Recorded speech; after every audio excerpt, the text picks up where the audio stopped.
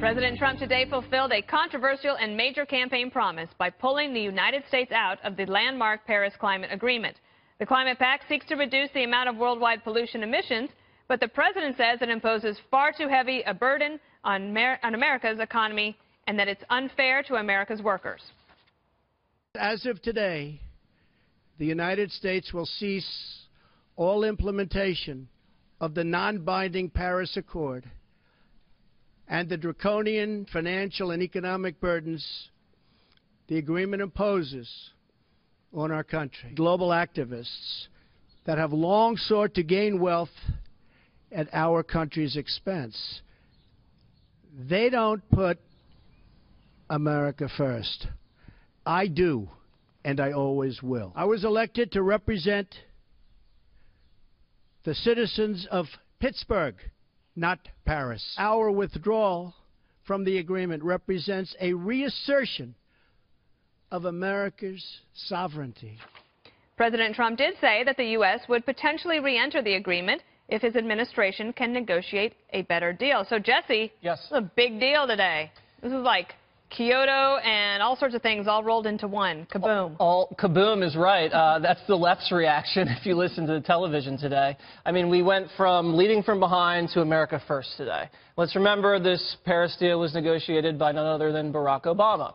Not the best deal maker if you look at Bergdahl, Obamacare, and the Iran deal, so anything he does is suspect. So I don't know if he either got hoodwinked or he wanted to knock America down to size, but it costs $3 trillion. And you lose 6 million jobs. And to what?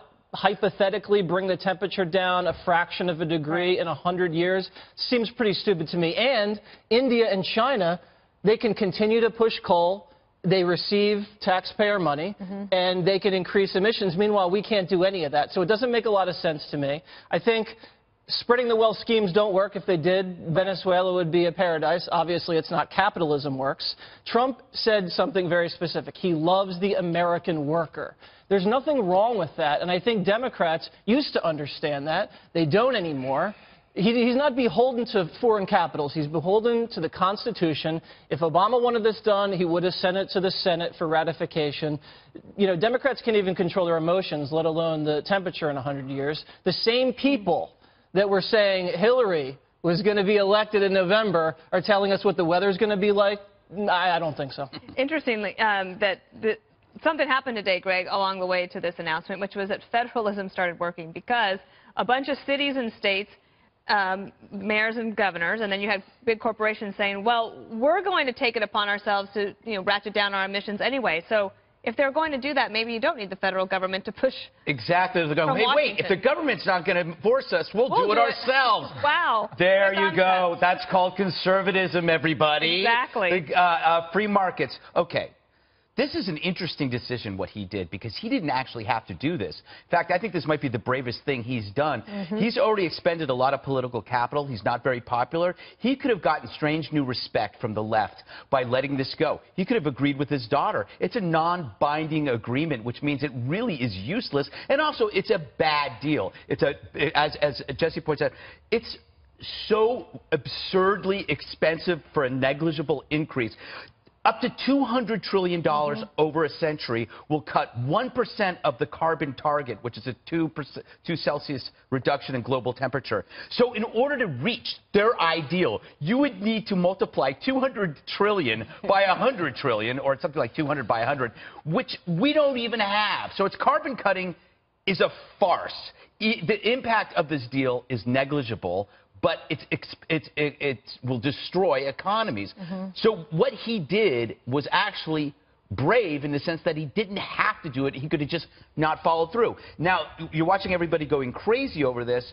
All he said was, it's a bad deal. If it becomes a better deal, I'll go in. He's like the guy who walked into the showroom and said, he looked at the car, he says, that's too expensive. You know what? Give me a call, I'll come back. That's exactly what he did. Or another metaphor is, he went to a party, realized the party sucked, and said, I don't need to be here. Maybe there's a better party. So the idea that this is somehow an awful thing is hysterical. If you're going to lose your crap over this, you are lying. You're a liar. Well, this is not bad. And to that point, Kimberly, some proponents said that just stay in, President Trump, because you don't have to abide by it.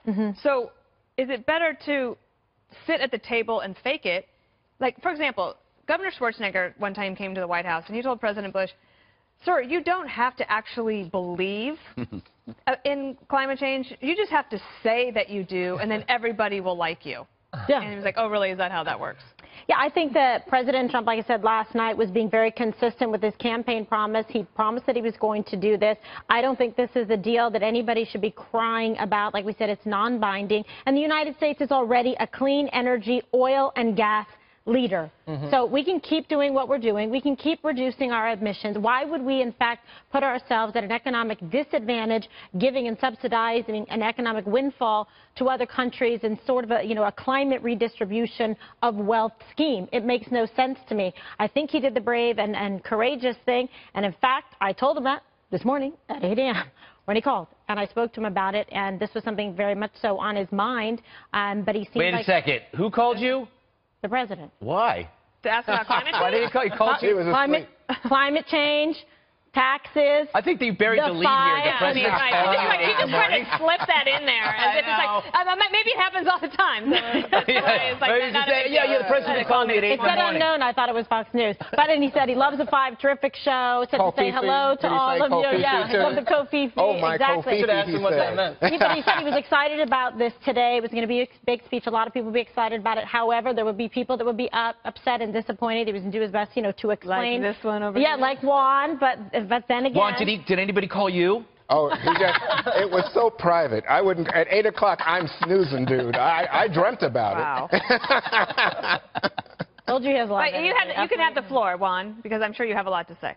I do, because 7 I'm such a cars. liar. I'm a liar, according to Gregory. But I tell you what, I don't have to participate in this partisan bickering, because the United States is the only country where there's this kind of political polarization over the idea of climate change. And the rest of the world, oh no, we know something's going on. Why? 2016, the warmest year in history. 3rd year in a row that we set this record. According to NASA, according to the National Oceanic Atmospheric Administration. Gee, I don't think these people are too political.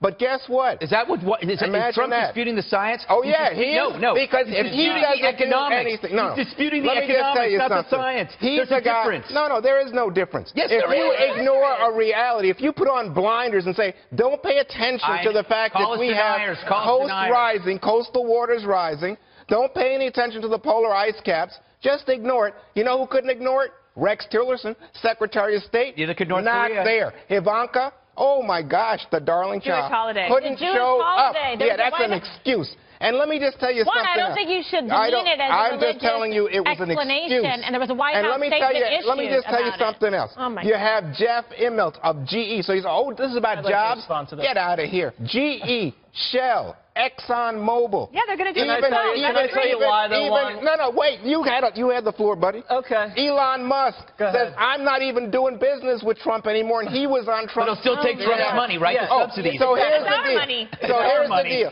You have a bunch of people who are Trump puppets sitting around here saying, No, oh, yeah, you're the puppet. we I got to don't go. think You're the You guys puppet. don't worry.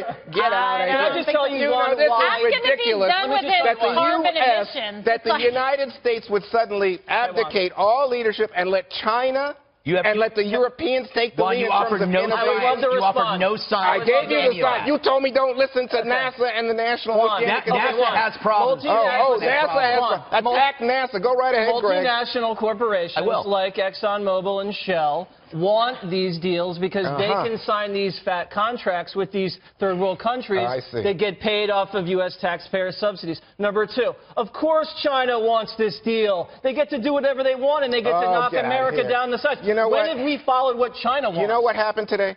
The French president spoke to put President America Trump. first. And you know what he said? He What? said, because Greg says this, Of course you Trump know. is You just probably doing got the leaked the phone deal calls. guy. According to Greg, Trump is just saying this party sucks. I can get a better party, or I can get a cheaper price on the car. You know what the president of France said?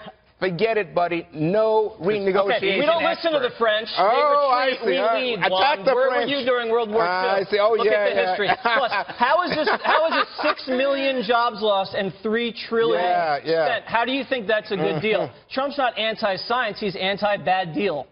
All right. Hey, can I... 3.1 manufacturing sector jobs as well. People agree that the reason why it was non-binding was because it was understandable if you didn't want to be part of it, because it was putting so many burdens on so many countries. So why is it popular among the famous and the rich? It's because it's a gesture of benevolence that gives them the immunity for their behavior. So you can have your private jets, and you can have your limos, and you can have your 8,000 square foot that was just home that was just purchased in Chicago, I believe, or was it D.C.? I'm not sure, by President Obama. This deal was useless. But how did it get this far? Because it was designed to punish the West. Environmental activism is designed to seek reparations for the West's past. So it doesn't matter if the deal is flawed. It doesn't matter if economically it is impossible. It doesn't matter because we are sinners, and this is their way of punishing us. And finally, somebody said, you know what? Screw you, Paris. We're not taking it. Maybe we can fix it. We'll talk later, but right now it's not going to work. What is wrong with that? And by the way, Juan, he is not denying the science. He's looking at the economics. The economics is absolutely mind-boggling. Right. It's absurd. Yeah, I'll tell you what's absurd. What's so rude to me is he goes and he meets with the Pope. The Pope hands him an encyclical on environmental concerns and climate change. He says, oh, I'm going to listen, Mr. Pope. He goes, right. You talk about that jobs. That was awesome. You know what's awful? You know what's awful? Wait, let me finish this point. Don't bring Let me tell you what's awful. So at least he listened to him. Is the kind of ruse that Trump is perpetrating on the coal miners in this country, telling, oh, yeah, this is for you, coal miners. Get out of town. There's not one coal job that's going to come back because of this deal. They're opening a new mine up next week, Juan. Did you look at the press conference? No, that has nothing to do with this deal. Well, there are going to be more mines opened up after this deal would gets decapitate pulled. the coal industry, which would provide the coal industry. Okay, we got to run. Yeah, you tell coal miners that he's out of work, Juan. I'd like to see you tell him to we have a whole other block to do on this. No, but first, Wes, you know what really helps clean up the country? Natural gas, nuclear power. You know who's against it? Environmentalists. Absolutely. Right. And if a deal can get everybody but Syria and Nicaragua on it, is it really just symbolic anyway, to your point?